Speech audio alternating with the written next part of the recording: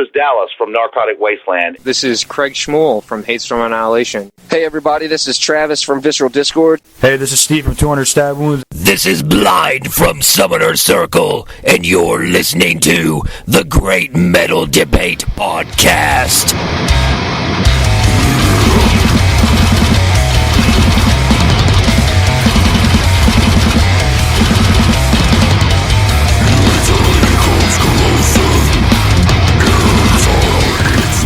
Welcome back, Metalheads, to another episode of the Great Metal Debate. It's Xander, and today I am here with the guys from Malignancy. What's up, Xander? What's up? How you doing? Now, before we get to the meat and potatoes of this interview, I'm a little confused about the geography here. Now, is Yonkers part of New York City, or is it just above New York City? It's above New York City. Oh, okay, so it's not really, it's just really close. It's the lost borough. Yeah, it's supposed to be the sixth borough, but it didn't. I guess it lost in the it didn't make the cut. But it's technically, it's not part of the city, but it's obviously New York. It's Westchester County, so it's different county. Okay, gotcha. And it's the third largest city in New York State. Yeah. So aside from the fact that Malignancy is your band, why did you step down from Mortal Decay? Well, I wasn't really a part of the band. They were having issues with singers at the time. John was busy, and Kelly had left the band. And they asked me if I wanted to record the new record for them. And I more than happily obliged and had a great time doing it. Every single album that they record, they have a new vocalist. And I guess you're the last one back in 2013, I think it was? I believe so, yeah. Now, according to Metal Archives, there is another project of yours called Hydrocephalic. What is the current status of that, and will you guys ever have a full-length debut?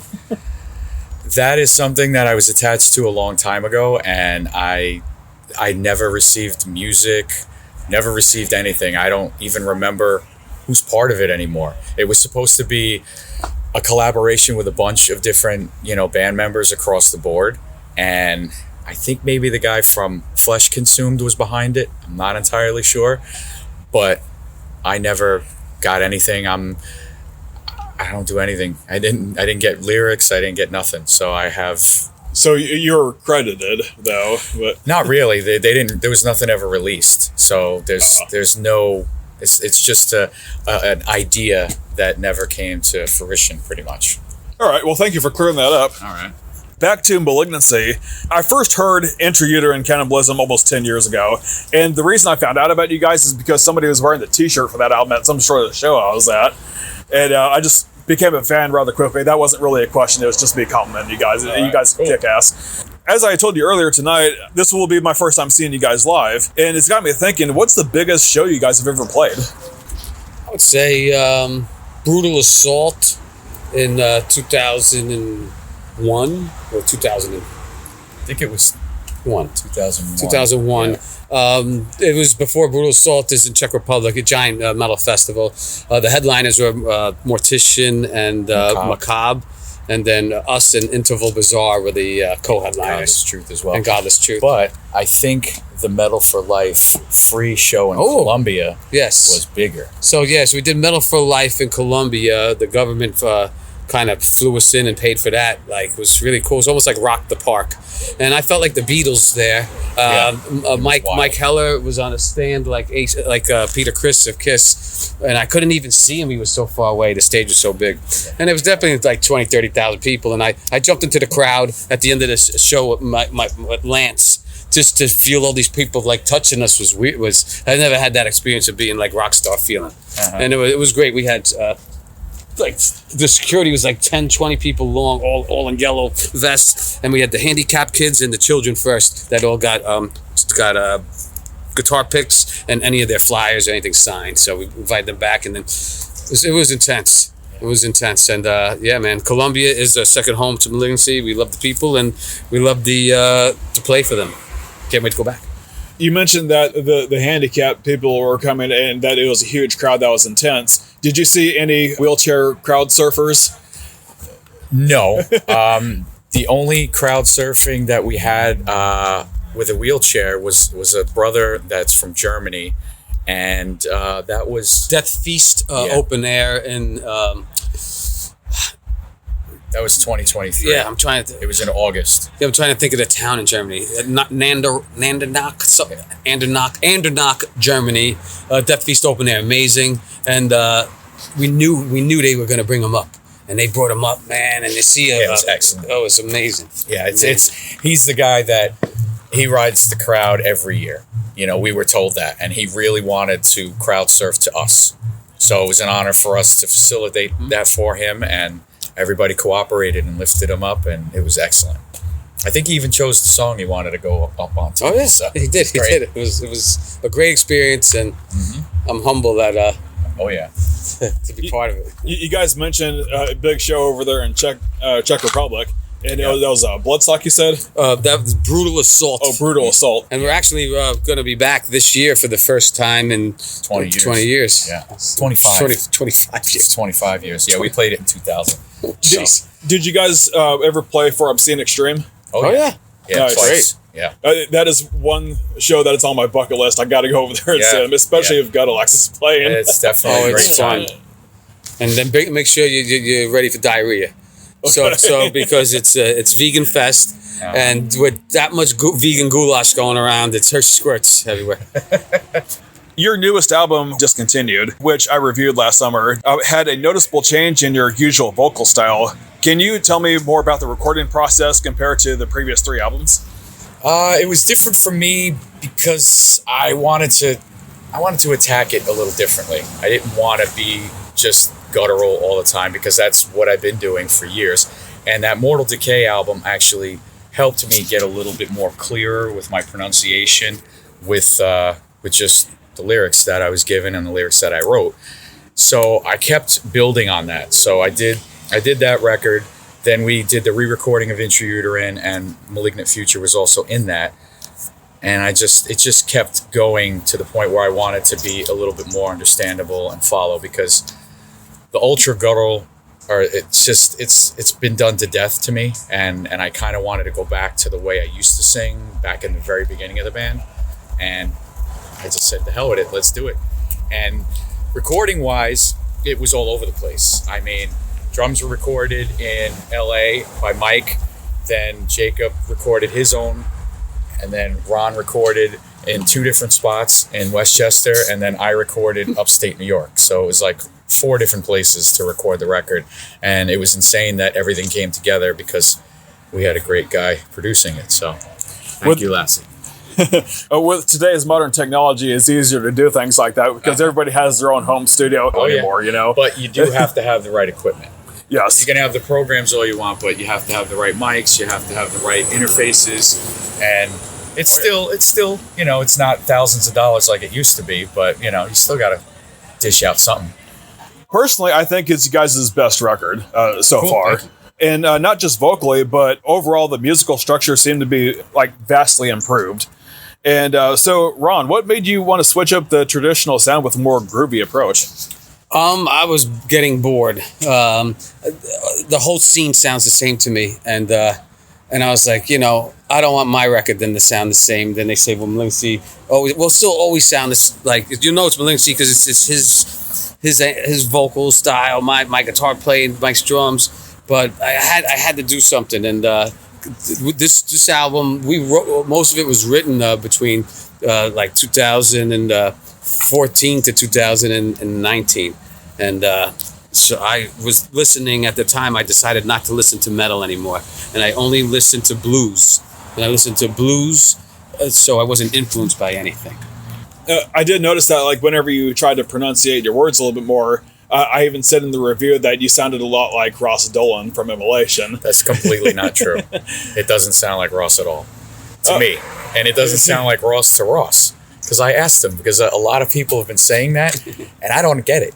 It's just because we're from Yonkers, maybe it's the location. People are getting confused. Because he has different inflections than I do. He pronounces things differently. He has a brutal voice. I have a brutal voice. But I don't think, there might be a couple of parts where maybe I sound similar, but I don't agree with that. That's not what I was going for. You know, I mean, I went in there not knowing how I was going to sound, because with the pandemic and everything, I lost my voice and I didn't think I could sing anymore. So I tried to, I took the lighter approach and I just took it step by step and I got through it. And thankfully it came out good. I was happy with it. Just, I don't think I sound like my brother Ross. Well, I mean, either way, it sounded terrific. Thank you. And of course, you know how much I love it because I just bought the wall tapestry for the discontinued record. Did. I appreciate it. Yep. Now, while we're on the subject of that album, the spoken word section and the intro of Ancillary Biorhythms, is that a movie clip or did you guys record that? No, it's actually a clip from a show. A show? Okay. Yeah, it's Altered State, I believe is the name of the show. It was a Netflix show. Okay. And it was just very appropriate, and I thought it fit the song perfectly, and the vibe I was going for. So, Ron, I see you got your hands full, especially since you recently joined Pyrexia, and you're a live guitarist for Demolition Hammer. How do you juggle 3 extreme bands? Well, here's the deal. If you want to be a professional musician, there's really no money to be made. The bands get paid last, the artists get paid last. It's all about the staff gets paid, the roadies get paid, the drivers, the promotion company, the label. We're last. So I want to start making money in the music business, and I'm getting ready to retire from day jobs. So I joined Pyrexia. I was looking to do something more hardcore, and Pyrexia needed a guitar player. So I was like, boom. And the Demolition, I'm the Phil Demmel, I'm like Phil Demmel of Machine Head goes to play with everybody. I'm like that of the death metal. When Demolition Hammer calls, like I'm on call. So it's like I'm not always playing for them. It's like on call. Like I got a show coming up with them, but I can't even really talk about it because I'm trying to keep everything hush hush. Because it's a special. I'll talk about it like right before it pops. I'll be like, I'm playing with Demolition Hammer, real soon. Nice. Forgive me, I honestly forgot the name of the last Pyrexia album. Were you playing on that one? The Gravitas? No. So Gravitas Maximus, I'm not on that one, but I'm on the re-recording of some stuff we got coming out. I did some solos and also another guest guitar player. But I don't know if you should give that away. No, I won't. All right. So, but we'll just say it's going to be a special album that's coming out real soon by Pyrexia. You'll see one of the old albums redone with me doing some solos. You also have some legendary status too, because you assisted in the re-recording of the Mighty Morticians compilation back in the early 2000s. How'd that come to be? Well, I played for Mortician from 2000 to 2004 as their live guitar player. And then it didn't become just live guitar player. They wanted me to do this recording with them. They weren't really writing any new material at the time, but they wanted to do Final Bloodbath as their live, let's record it live in the studio, no punch-ins, nothing. That's live Mortician for real. And yeah, man, it's awesome. So live Mortician was Will and Rod's they wanted to have the performance of our live show for those 4 years in an album. And it's not the only album I'm on by Mortician. Also, there's another album live in France that I'm on. Yeah, so, and then I left Mortician just for work purposes. Like, I had my day job was going to fire me if I stayed in 2-3 bands and not going to work. Well, it was either your job or the band, and clearly the band is, And then, I left at the perfect time before bad stuff happened with Will getting locked up in Poland and stuff. So, the metal gods were looking out for me, and I thanked them. That's good news.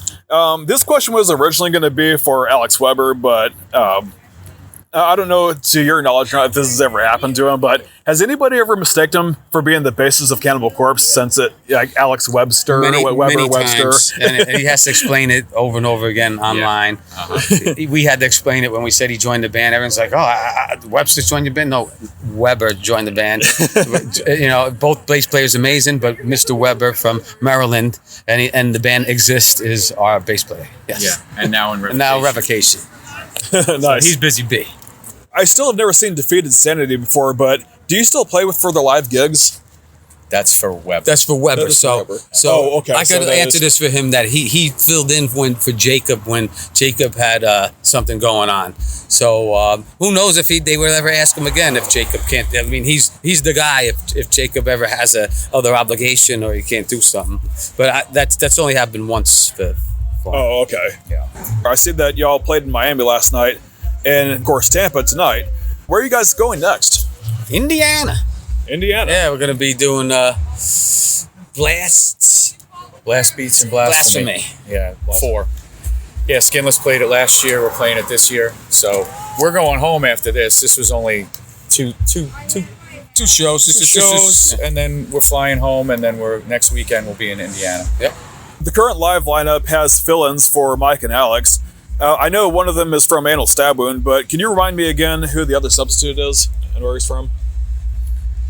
Well, it's usually Yohav from Atheist, but unfortunately he's on tour, so he couldn't come down for this one. And we got our buddy Chris from Virulence Local that's helping us out for this particular show. Oh, Virulence. Okay. And he might be helping us out in the future as well. So we have too many bass players. Yeah, you told me earlier that you have 4 of them in total. Yeah, pretty much, yeah. 4 bass players. 4 bass players. 3 drummers. But, one for each string. Yeah. And lastly, do you guys have any U.S. tours planned for the summer to support the Discontinue record? No, we're just going to be doing one-offs or, week-long weekend stuff because due to my work schedule, I really can't take off to do extensive touring. Okay. And finally, what is the best way for fans to support your music? Oh man, we like it when you buy the hard stuff. Buy the vinyls, buy the CDs. The Spotify's cool, but the digital ain't the way to go. Get some hard copies of merch and come to shows. Yeah, come to shows. Shows is the best way to support. I got to get you guys to autograph this booklet if you guys have a Sharpie around. Oh yeah, of course. All right, guys, thank you very much for doing this interview with me. It's been a pleasure. Thank you, brother.